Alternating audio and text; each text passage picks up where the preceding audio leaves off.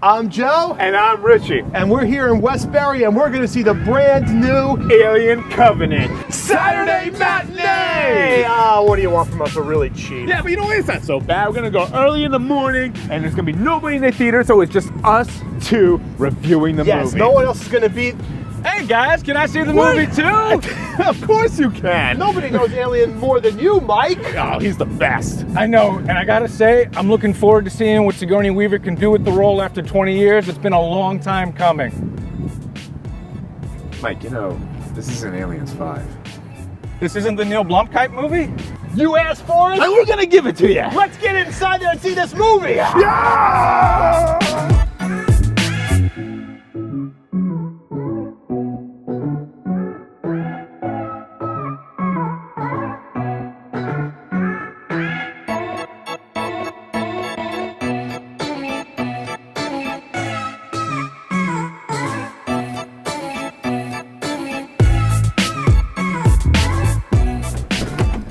Oh wow, what a movie! You in? You comfy? All right. We have a lot to discuss, but first, make sure you subscribe to our channel, give us a like, share us on Facebook, let everybody know about Jow&Richie. We have a special guest with us, as you may have noticed, Myke. Who is the alien expert here? Among the three. He is our alien expert. How does it compare? How does it compare to Prometheus? So as far as it being a standalone film, I think that Prometheus is the better of the two in terms of standing alone. It's hard to separate Alien Covenant from Prometheus. To me, they kind of feel like, to a point, they feel like the same movie. They could have been like a volume 1, volume 2. Yeah, it is the same kind of movie, except everything that you thought that was wrong with the first one kind of gets answered in this one, or remedied in a way. You think they might have answered too much? I don't think that's a problem. That was the problem with the last movie. Everybody, oh come on, who are the engineers? What's going on? What is More everything questions happening? came from the first, from Prometheus, for sure. This definitely answered. It did open up some questions. Yes. But it definitely resolved a lot from the previous movie, which is, I think it's great.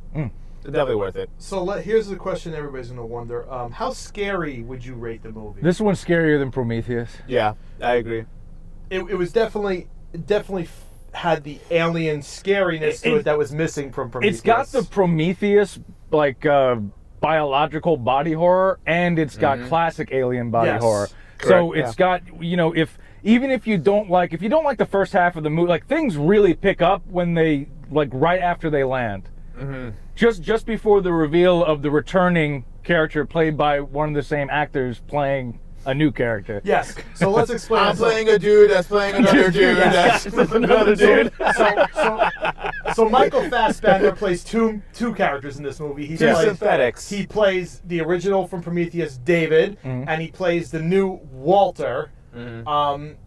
David has the same British accent, and Walter has some kind of really like robotic American accent. It's southern, it's southern accent. But it's like he has like a robot. But they do explain it in the film that it's been 10 years. Yeah. 10 years has passed, so they made improvements since the last, the first iteration. But improvements, not completely improvements. What they say is that David's character was too human. Yeah. And they made Walter less human. What they did was they took away Walter's creativity. Yeah. According to David. Yeah. Because they have it's a great moment, but they have a face-to-face conversation, basically about their place within our world. Yes. You know, which it's very well done. You know, it's got like a really neat. Like you were saying earlier, it's got a great level of vanity to it on David's part, because he's looking at basically how beautiful he is. Yes.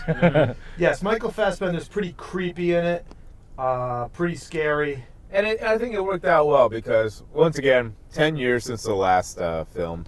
10 years. In the continuity. In the continuity, correct. And which is twice as long as it. Yeah. Yes. And so, like, he I think he went mad. He went even more mad. Madder. Yes. He's basically David is the villain. Yes. If you had any kind of gray area feelings towards David in Prometheus, those are quickly destroyed Yes, in this film. almost immediately when you see him, you know. Without spoiling everything, he's even worse than the aliens. Yeah.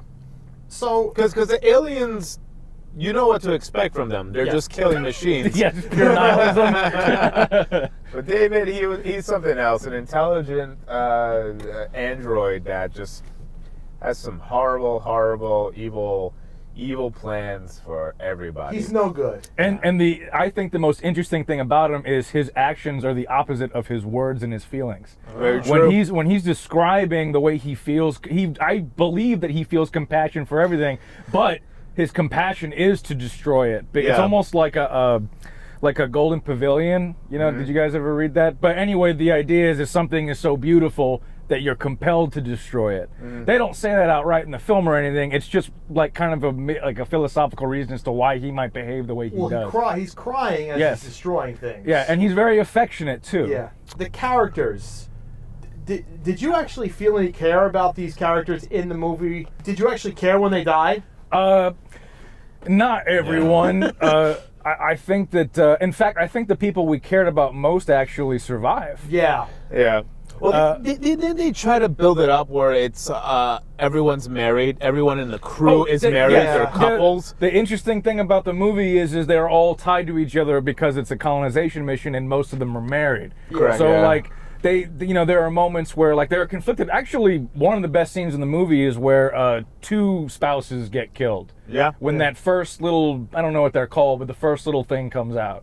Oh, the white. Yeah. Joe was laughing, and I understand why. It's actually a really well done scene, but Joe's laughing because she's panicking and messing up. Yeah. Oh, you know, it was a mess. we both laughed. Richie laughed. It was such a mess. Yeah. I understand where she's coming from. She's never used one of those things before, but she ends up basically blowing herself up trying to kill this thing. It's a common horror trope where I hate to say this, Someone but it's chainsaws themselves. yeah, it's like No, but this is like she slipped on a banana peel. She runs into the room and slips on Some the blood. blood? Like, "Whoa!" Well, she wasn't the first one. A person originally in the. So there's a scene in the film where, and this was in the trailers, where it was the backburster that was coming out, and there was a woman locked in the room. Needless to say, the woman locked in the room slips on a puddle of blood. She doesn't make it out, obviously. And the second woman, one of the spouses, well, they're all spouses there, but she goes into the room with a military weapon, like an assault rifle, and slips on the same puddle of blood. Yeah. You know what's funny is she won't let someone that's part of the emergency team out. Now that I'm thinking about it, I have kind of an issue with that scene. It's well done, but she's not letting someone she's out. not Then letting she's someone out, opening and the then she door. opens the door to confront the thing. So, and then she bails on the door. And then she blows up their only escape. I mean, it's like one mishap after the other, and I mean, like everybody has a bad day. Yeah. You know, and that could have been. Well, it obviously was that character's worst day. Yeah. But in general, much. it's a lot of mistakes to happen in 4 minutes. In Prometheus, everybody's sort of out for themselves. It's like a crew of people. Some are looking to make money, all the different things. They're hired hands. Everybody thinks they're the boss. Yeah. There's constantly like this one in charge, that one in charge. Everybody barking orders at each other. It's a big mess. In this film, it's a colony ship.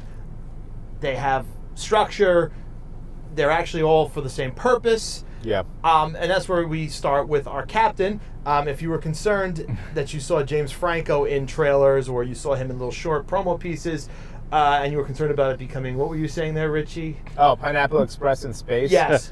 If you were concerned about that, then no need to be concerned because James Franco is made a shish kebab. in early, one of the best deaths in the movie. He does not even make it out of his stasis pod. You know, the stereotypical, the oldest trick in the book with space travel. Something goes wrong on the journey. When that something goes wrong, they're all waking up, And instead of going to their destination, they find another planet, and that's where the action unfolds. Right. And the replacement captain has like the opposite, Yeah. It's like everybody follows his lead, unlike the situation in Prometheus that you were describing. Yes. And he actually leads them all to their doom. yes, exactly, which is pretty cool. It's the Yeah. opposite. So he's pretty much an ineffective captain. He's He just, weak. it's like, now that I'm thinking about it, it's like he feels like if he doesn't stick with this decision, they'll never respect him for Yes. anything. And that's Yeah. a huge character flaw. Yes, so that's a great point. So it's almost a complete opposite, where he's completely ineffective, and even the first officer, who is the James Franco's wife, Yes, because that's everybody's right. a couple. Yeah. Everybody's a couple. It's a colony ship, so everybody's a couple, and she's like, no, we should just stay on the course, not go to this planet that we just found that seems too good to be true. Right. And it turns out it was too good to be true, because there's where we meet David. It's basically like the devil's lair. Yes, is it's- basically yeah. what it is. It's like it's hellish. Whatever connotations covenant, which Yeah. is what the ship is called. Weren't they going by some kind of like religious undertones? I mean, it's just like. Do you know where that stuff comes from? It's in everybody's second least favorite Alien movie. Alien 3. Yeah. Alien 3 the religion. Yeah. Alien okay. 3 is the one that started all of the alien being a metaphor for something else. Yeah. And because people wanted more aliens, Alien 3 was looked at as the worst of the trilogy. Alien 3 is actually not a bad movie. It's just there are two different versions of it. And one, it's so different that in one the alien comes from a dead ox, and then in the theatrical release it comes from a dog. That's how messed up it was making that movie, And it was David Fincher's first movie. But that's did a where lot of all the angles. spiritual stuff that you're detecting, it's been rooted in Yeah. Alien for a Yeah. very long time. And it was in Prometheus. Yeah. Shaw was all about her where's my cross? Like, she was about her cross and all Sure. that stuff. And her Can father... you do her accent? Where's my cross? Yeah, and her father was like talking about, they don't want my help. I don't practice their religion in the flashback. So that's where the whole scene sets up, and that's where we get Michael Fassbender at his most Michael Fassbendery, I think. He slipped in a little German in there. Yeah, he was pretty evil. Pretty evil.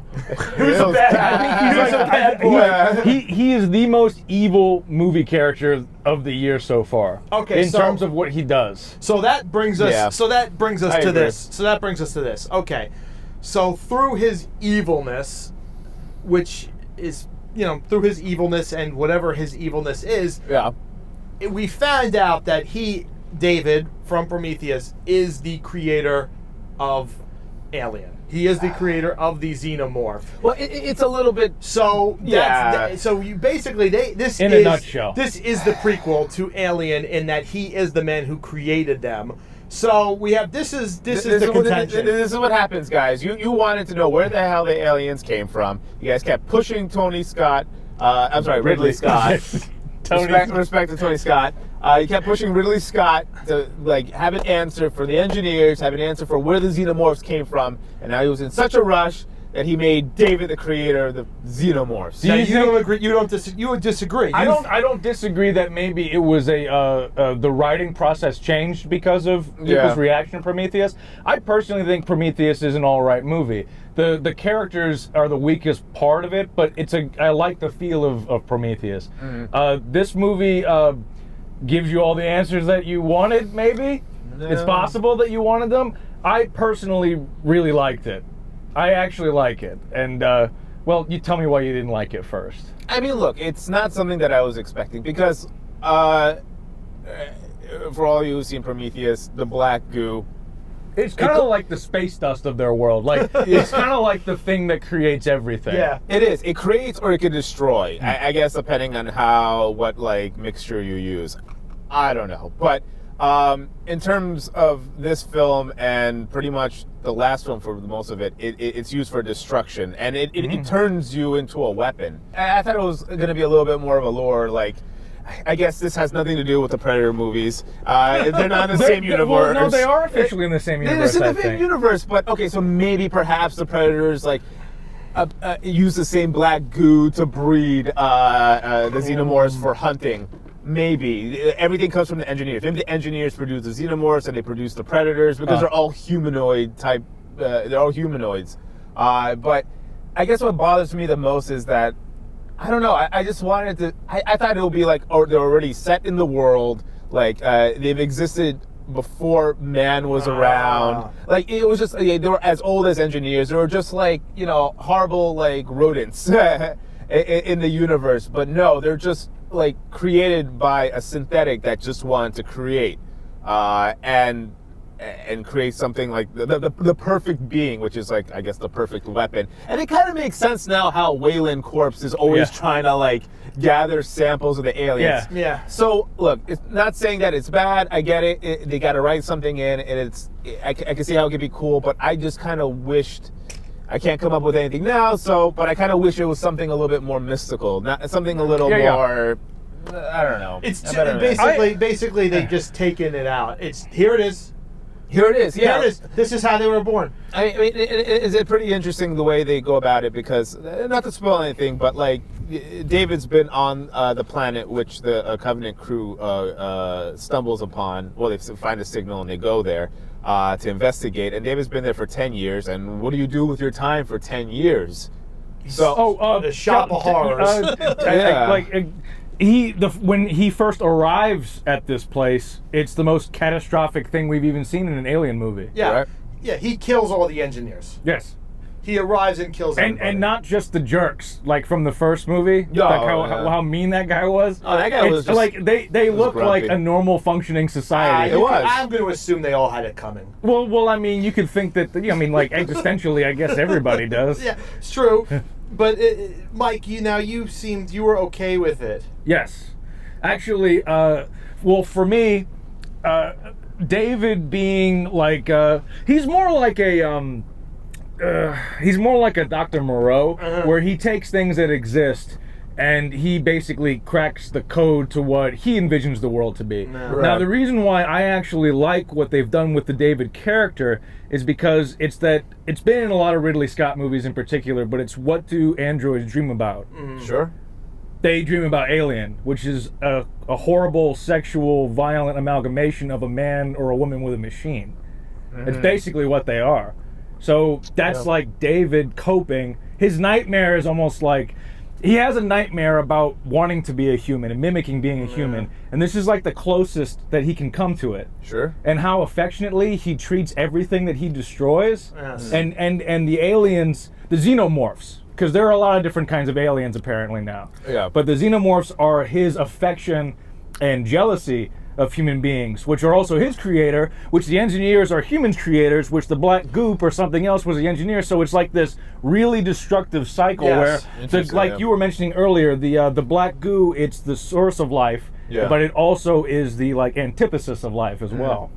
Which is why when I sensed that coming when he was talking to himself, and you saw it as well. Like Joe said, as soon as he saw David again, I know he never forgave him for what he did in the first film. I was always in the gray area about David, like maybe he like his curiosity got the better of him. No, that's not the case. Well, I actually had no problem with him what he did. I mean, in the first, yes. That guy was making fun of him the whole time. Charlie in Prometheus was basically being really mean to him the whole time. So he kind of had it coming. Yeah. When he and then Charlize Theron burnt him to a crisp, made a nice shish kebab out of him. So. Yeah. I wouldn't say I never forgave him. I just never forgot. As far as I think you asked us earlier, like, did we feel a deeper emotional connection to these characters? I would say yes. Collectively. I think I laughed when every one of them was killed. In Prometheus? No, in this one. In this one, really? Yeah. It was a bit comical in some, and it was like. I mean, look, like one scene, like in the Prometheus, it was the scientist with the like the worm xenomorph. It's beautiful. It's so beautiful. Let me touch it. It's not beautiful. It literally looks dangerous, and it's like, and we kind of have a similar scene in this film where David is showing the new captain. And he's seducing him, and he knows. He knows he has like he's got him under complete. He's a better manipulator. Yeah. He's a master manipulator. The captain's kind of an idiot. Yes, but that's kind of messed up considering the fact that the way he said in the film that they didn't see him, the company for this expedition didn't see him fit to be a captain was because he was too faith-based. The company was clearly right because he was an awful captain. Well, this is Billy Crudup's character. Was pretty much a terrible captain. He was, and then he just basically walks into David killing him, which I'm telling you, you see something weird in front of you that opens up. You're not going to look inside. No. A rule of advice: never follow a stranger into a dark, evil room. You learn this when you're like you don't 8 have years to. old. You don't want to know what. You don't need to. It could be unicorns in there. Like, there's no way it's gonna be good. Especially after you see that one of the other shipmates is now decapitated and her head's floating in the pool. They show that shot 3 times. By the way, they show the girl's head floating in the pool. They probably spent a lot of money or her contract. I think that was just like a way to. I don't think they even realized they showed it 3 times. Yeah, it was pretty ridiculous. Yeah, her head's floating in the pool and you see it 3 times. If you guys like decapitated heads, here for a treat. 3 times. Yeah, the one time sufficed, and then it's just there it is again. Up there it is again. Now I get it the second time because somebody new enters the room. But the third time. Was this a fitting entry into the Alien franchise? First timer? This movie, was this a fitting entry into the Alien franchise? Most definitely. Yes. Yeah. Okay. Most definitely. Because if you've never watched them before, this gives you both the old and the new. Okay. It caters to old fans. Mm-hmm. It caters to Prometheus fans. Like there are a group of people that like Prometheus better than Alien. I don't know why you necessarily would. Alien is a superior film in every way. However, it's like it's not like what they advertised it, like we were talking about before. They advertised it to be like a new trilogy. It's not. Sure. This is the sequel to Prometheus. It is the same. People were saying that information's missing. There is nothing missing. No. This is a direct sequel to the events of Prometheus. Yes, it is. 100%. If you take out the Alien : and just called it Covenant, it would be the original trilogy. I think that was just a way to try to. Yeah, they didn't want people to think that it was going to be like a snooze fest or something. Because Prometheus was so. It's quiet. It's so not an Alien movie, even though it is an more. Alien movie. It's very weird. Yeah. Maybe we could say this bridges the gap. Yeah. And then the third movie in this trilogy will be like all xenomorph. So this would be like I really don't know where they're going to lead up to this. I think it's going to be like speaking of which, you know how I've been mentioning the whole I wish that last segment was 15 minutes longer. Do you know what I really wish would have happened? What's that? I really wish that the first xenomorph was not killed off. I was surprised by that. Yeah, I think they just wanted to show a second chest bursting scene. Yeah, they did. I wish it was the same one. Which leads to this. So they did change one aspect of the film in that the way these creatures are born. Yeah, like the xenomorphs, they still burst out of the chest. Except they did a different take in this one, where in the last films, all 3-4 of them, it's a worm that pretty much comes out. Still similar shape head, but it's like a worm with like little arms.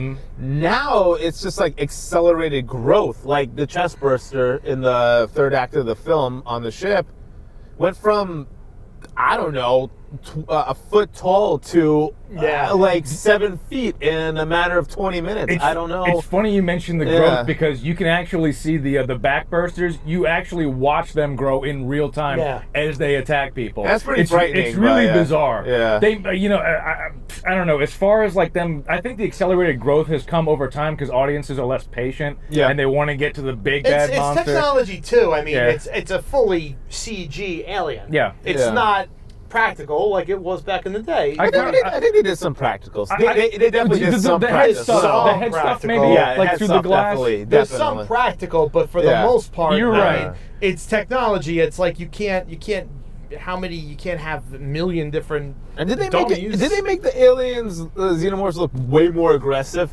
You mean the grill and all that? Yeah, definitely way more aggressive. The first one is larger than the second one. And the second one is a little slimmer, but I know what you mean. He looks like he's been working out. Those trembling sandwiches. Well, I think all in all, we all enjoyed the movie. Final thoughts, Mike? What did you think? Excellent movie. I would recommend going to see it, whether you're on the fence, whether you're a fan of Alien, on the fence, you're going to enjoy it, even if you don't like the origin, which is completely understandable, because it basically it makes the aliens like finite. before the window was. But remember, it's like the idea came in like 1979 and before it. Like, Yeah. you know, it's been such a long time that learning where they come from, to me, makes them even more interesting because it says a lot about us as creators and what we do with technology and how much everything kind of relies on each other and how things sometimes get a little messed up in the head and wind up growing their own weird alien thing. Richie? If you're an Aliens fan, you'll enjoy this movie. If you are just into sci-fi and horror, you'll enjoy this movie. Yeah. It was a good movie. It was a good, solid movie. I enjoyed it. I had a blast. For me, all the alien stuff, I don't know. I don't really care. Yeah. What do you want from me? I don't care. But I enjoyed the movie.